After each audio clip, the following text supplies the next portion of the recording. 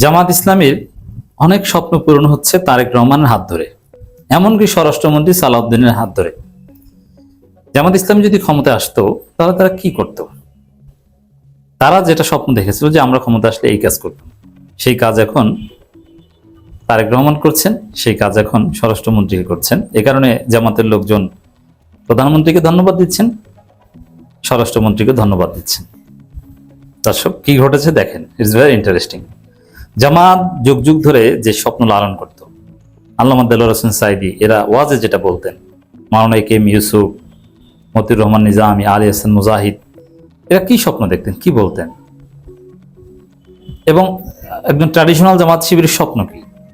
যে বাংলাদেশ এমন এক বাংলাদেশ হবে যেখানে সেনাপ্রধানের মুখে দাড়ি থাকবে এবং সেনাবাহিনী নারায়ে তাকবীর আল্লাহু আকবার বলে তারা ট্রেনিং করবে, তাদের মুখে নারায়ে তাকবীর আল্লাহু আকবার স্লোগান থাকবে যে কোনো কাজে। এটা আল্লামা সাঈদীর ওয়াজে শুনেছেন, যে কোনো পরিস্থিতি আপনি থাকেন, নামাজের টাইম হয়ে যাবে, আপনি সরাসরি নামাজে দাঁড়িয়ে যাবেন, সেনাবাহিনী অস্ত্র সামনে রেখে নামাজ দাঁড়িয়ে যাবেন, এবং এটা ব্যক্তিগত হবে না, বাহিনী হিসাবে তারা নামাজে দাঁড়িয়ে যাবে, যারা মুসলিম তারা।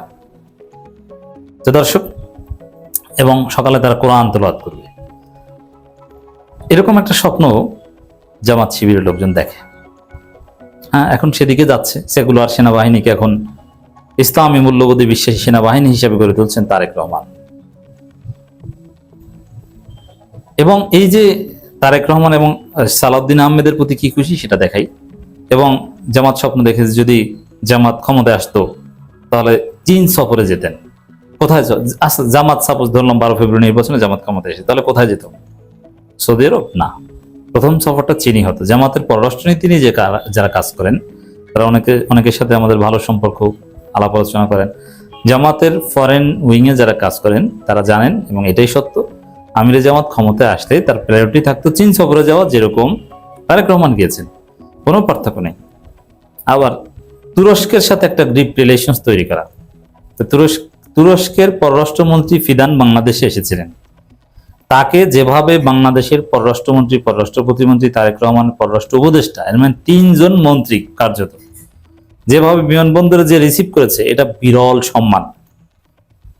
জামাত শিবির এইটাই স্বপ্ন দেখে যে হাকান ফিদান বাংলাদেশে আসবে, তাকে এইভাবে আমরা সর্বোচ্চ গুরুত্ব দেব, তাকে নিয়ে বাংলাদেশে একটা মাতামাতি হবে, এবং তুরস্কের সাথে আমরা সামরিক প্রতিরক্ষা বিভিন্ন চুক্তিতে যাব। তারা ড্রোন কারখানা নির্মাণ করবে, আধুনিক সমরাস্ত্র কারখানা তৈরি হবে, যেটা তারেক রহমান বগুড়ায় নির্মাণ করার ঘোষণা দিয়েছেন। হয়তো বা তুরস্ক বা চীনের অর্থায়নী হবে। জামাত শিবির তো এটাই স্বপ্ন দেখত। তারা ক্ষমতায় আসলে যে বাংলাদেশকে একদম খোলাফায় রাশেদা যুগে ফিরিয়ে নিত না, নট নেসেসারি দ্যাট, এটা পারতো না। তো এই কাজগুলোই করতো। আবার পাকিস্তানের সাথে একটা সম্পর্ক থাকবে, পাকিস্তানের বাংলাদেশের স্বরাষ্ট্রমন্ত্রী যিনি হবেন, পাকিস্তানের স্বরাষ্ট্রমন্ত্রীর সাথে বৈঠক করবেন, পাকিস্তানের স্বরাষ্ট্রমন্ত্রী বাংলাদেশে আসবে, বাংলাদেশের স্বরাষ্ট্রমন্ত্রী পাকিস্তানে যাবে, তারপরে এক পর্যায়ে পাকিস্তানের প্রধানমন্ত্রী বাংলাদেশে আসবে, বাংলাদেশের প্রধানমন্ত্রী তারেক পাকিস্তানে যাবে। এটাই কিন্তু জামাত শিবিরের স্বপ্ন। সেই কাজ কিন্তু হচ্ছে। দর্শক, প্রধানমন্ত্রীর কার্যক্রমে এমনিতেই একদিকে জামাত যে সন্তুষ্ট তার প্রমাণ। সমালোচনা বা আন্দোলন যেটা চলছে জুলাই সনদ গণভোট নিয়ে, এটা তো আছে, এর বাইরের কথা বলছি। তারেক রহমানের কার্যক্রমে জামাত সন্তুষ্ট। ডেল্টাগ্রামের একটা জরিপে সেটা উঠে এসেছে, কারণ রংপুরে 83% মানুষ তারেক রহমানের কার্যক্রমে সন্তুষ্ট, অথচ রংপুর পুরোটাই জামাত, সব আসন জামাত পেয়েছে রংপুরে। আবার পুরো বাংলাদেশে প্রায় 75.5% মতো মানুষ তারেক রহমান কার্যক্রমে সন্তুষ্ট, অথচ বিএনপির ভোট এখন 35%-এর নিচে। তাহলে এত মানুষ সমর্থন করে তারেক রহমান কার্যক্রমকে, তারা কারা? তারা জামাত। আর কেন জামাতের লোকজন তারেক রহমানকে সমর্থন করে? এই যে সেনাবাহিনীর কাছে যাচ্ছেন, সেনাবাহিনীকে ইসলামী মূল্যবোধে বিশ্বাসী করার একটা উদ্যোগ নিয়েছেন, এবং তিনি নিজে চীনে গিয়েছেন, আমির জামাতকে সম্মান করছেন। আমির জামাতের এলাকার উন্নয়নের দেখভাল করার জন্য আলাদা কমিটি গঠন করা হয়েছে প্রধানমন্ত্রীর নির্দেশে, তার অনুশাসনে। এবং স্বরাষ্ট্রমন্ত্রী, প্রধানমন্ত্রীর বিষয়গুলো তো বললাম, স্বরাষ্ট্রমন্ত্রীর সমালোচনা জামাত করে, এবং যা করে এতে আপনারা আশ্চর্য হচ্ছেন, বা আমরাও করি। এটা আমি মনে করি যে এখানে অন্য কেউ স্বরাষ্ট্রমন্ত্রী হলে হয়তো আরো বেশি সমালোচনা করা লাগতো। অথবা স্বরাষ্ট্রমন্ত্রীর যে পরিমাণ সমালোচনা সহ্য করতে হয়, তার চাইতে সালাউদ্দিন আহমেদের কম সমালোচনায় সহ্য করতে হচ্ছে। এটা আহামরি বেশি কিছু না। তো দর্শক, তারপরও প্রধানমন্ত্রী ও স্বরাষ্ট্রমন্ত্রীকে জামাত শিবির ধন্যবাদই জানাচ্ছে ইনফরমালি।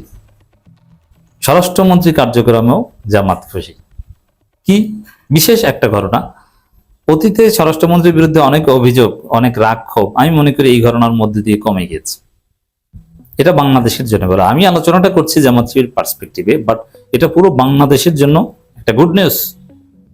এতে ভারতের আরো বেশি মাথা খারাপ হয়ে গেছে এবং হবে। ভারতকে সাইজ করা এটা জরুরি।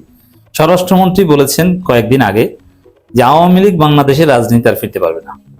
একই সাথে আমরা শুনতে পাচ্ছি যে আওয়ামী লীগের যে বিচার হবে কোর্টে, এই জন্য তদন্ত চলছে। তাহলে আওয়ামী লীগের বিচারের রায় কি হবে এটাও আমরা অনুমান করতে পারি যে কমপক্ষে 15 বছরের জন্য আওয়ামী লীগ নিষিদ্ধ থাকবে, এটা আমার ধারণা। এখন এই যে আওয়ামী লীগ আর কোনোদিন ফিরতে পারবে না, এই কথায় জামাত শিবিরের লোকজন স্বরাষ্ট্রমন্ত্রীর প্রতি খুশি এবং তার স্বরাষ্ট্রমন্ত্রীর প্রতি যতটা ক্ষোভ ছিল অনেকটা কমে গিয়েছে। আবার নিউ ইয়র্কে সালাউদ্দিন আহমেদ মাননীয় স্বরাষ্ট্রমন্ত্রীর সঙ্গে পাকিস্তানের স্বরাষ্ট্রমন্ত্রী বৈঠক, দাঁড়িয়ে যেভাবে দুই স্বরাষ্ট্রমন্ত্রীকে দেখতে ভালোই লাগে, চেহারায় অনেকটা মিল আছে, দুইজনেই পাকিস্তানি। আমাদের স্বরাষ্ট্রমন্ত্রীর মধ্যে কিন্তু অ্যাভারেজ বাংলাদেশি তাকে দেখলে মনে হয় না। তার যে সাদা চামড়ার স্টাইল, তার অনেক লম্বা এবং বডি ল্যাঙ্গুয়েজ, এবং উর্দু ভালোভাবেই জানেন, চুলের স্টাইল, ড্রেসের স্টাইল, এগুলো দেখলে অনেকটা পাকিস্তানি মনে হয়। তো দর্শক, এই দুইজন মিটিং করেছেন, দুই স্বরাষ্ট্রমন্ত্রী। তো দর্শক, জামাত তো এটাই চায় যে ভারতকে আমরা এইভাবে সাইজ করব, এবং সালাউদ্দিন আহমেদ পাকিস্তান সফরে যাবেন সামনে, এটা মোটামুটি কথা দিয়ে আসছেন। এবং দুই স্বরাষ্ট্রমন্ত্রীর সাথে বৈঠক, এটা আরো বেশি তাৎপর্যপূর্ণ ইন দিস সেন্স দ্যাট এটাকে আমি বলি ভারতকে সাহায্য করার জন্য। কারণ স্বাভাবিক হচ্ছে ভারতের পাকিস্তানের প্রধানমন্ত্রীর সাথে বাংলাদেশের প্রধানমন্ত্রীর বৈঠক হতে পারে, অথবা পাকিস্তানের স্বরাষ্ট্রমন্ত্রীর সাথে, পাকিস্তানের পররাষ্ট্রমন্ত্রীর সাথে বাংলাদেশের পররাষ্ট্রমন্ত্রী বৈঠক হতে পারে, অথবা পাকিস্তানের বাণিজ্য মন্ত্রীর সাথে বাংলাদেশের বাণিজ্য মন্ত্রী বৈঠক হতে পারে। কিন্তু স্বরাষ্ট্রমন্ত্রীর সাথে কাজটা কি? অথচ এর আগে বাংলাদেশে এসেছেন এই স্বরাষ্ট্রমন্ত্রী, এর আগে বাংলাদেশ সফর করেছেন বিএনপি সরকার ক্ষমতা আসার পরে, কয়েক মাস আগের কথা, স্বরাষ্ট্রমন্ত্রী। এবং তারা মাদক চোরা কারবার বা এইসব নানান বিষয়ে নিয়ে আলোচনা করছে। সহজে যদি বলি যে স্বরাষ্ট্রমন্ত্রীর সাথে পাকিস্তানের স্বরাষ্ট্রমন্ত্রী বাংলাদেশের জন্য এত রিলেভেন্ট, এটার মূল মেসেজ হচ্ছে ভারতকে শায়েস্তা করা, ভারতকে একটা বার্তা দেয়া যে ভারত বাংলাদেশে স্যাবোটাজ করতে চায়, বাংলাদেশকে চেপে ধরতে চায় না। পাকিস্তান কিন্তু বাংলাদেশের পাশে আছে, বাংলাদেশের সাথে ফাজলামি করলে কিন্তু পাকিস্তান বসে থাকবে না, এরকম একটা বার্তা এর মধ্যে লুকায়িত আছে। এখন এই বার্তা যদি সালাউদ্দিন আহমেদ দেন ভারতকে, জামাত শিবির তো তার উপর খুশি হবেই।